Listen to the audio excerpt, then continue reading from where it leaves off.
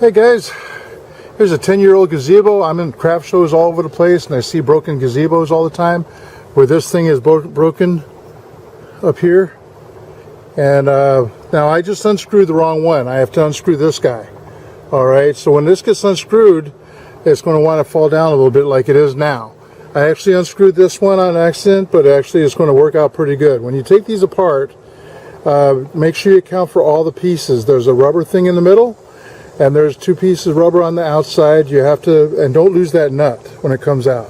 Now in my case, the case here on top is cracked, which I'm going to fix that too. But because of that, it won't unscrew. So I have to get a wrench to go over that lock nut and then unscrew it. So you might have this kind of issue. Just be patient with it and it's going to all work out fine. Well, that's a 5/16 inch wrench I had to reach inside this thing to get it off. What I did is I took something that I used a long time ago. These things actually fit together and slide back and forth. You can mount it up on your garage and hang things. I don't use it anymore. So the piece at my fingertips I actually cut out with sheet metal scissors. Wiggle it back and forth. Now what's really nice about this is you can bring it into this piece here and it fits nicely right inside, even with the white pile, and that'll be my brace inside this. Okay, and it almost fits on this right here. I'm probably going to take a pair of scissors and just turn it to widen it a little bit so it actually fits all the way through. I mean, is that good? I'm trying to keep the camera on there, guys. I'm sorry.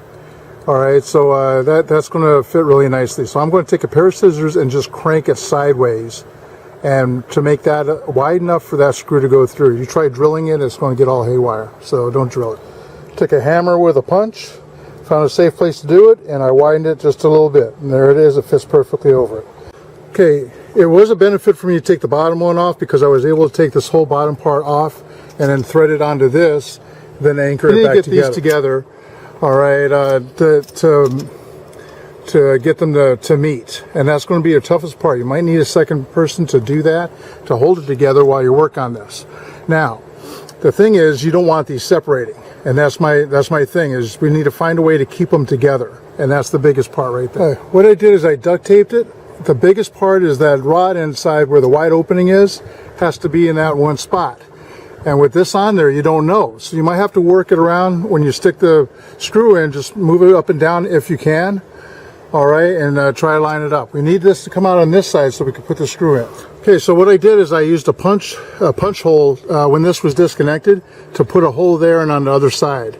All right, so I went ahead and punched it through and put the nut on the other side, didn't put the housing. Okay, I think this screwed through another piece of the rod. It didn't go through the part because I had to actually screw through it and it worked just fine.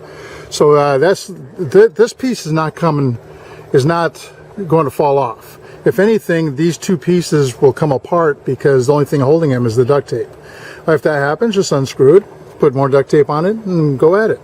All right, make sure you bring some with you to the craft fairs because if it happens to you, hey, you need it. Well, the duct tape's not working very good. The 2 poles keep separating. All right, and it just throws the whole thing off. This side here is bellowing in quite a bit, and I don't want to break something else.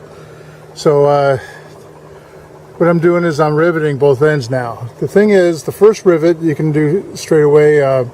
It's got 3/8 inch holes, 3/8 inch diameter and rivets. And this is the long one, the 12 millimeter that goes all the way through. I have 2 small washers in my hands. One will be on the back. I have a rivet gun in my hand and just rivet it in. Drilling these holes are no big deal. You don't need a punch. Just be careful you don't put your hand in back of the thing and drill into your hand like I did a long time ago. So don't do that. So go ahead and do this and we'll see if it actually holds. All right, there they are. And there still is a little bit of play in the center there. You can see it moving as it moves around. Hey, that's probably going to be normal. So I don't even think that screws all the way down, but that's fine. All right, do what you can. I think it still looks pretty good.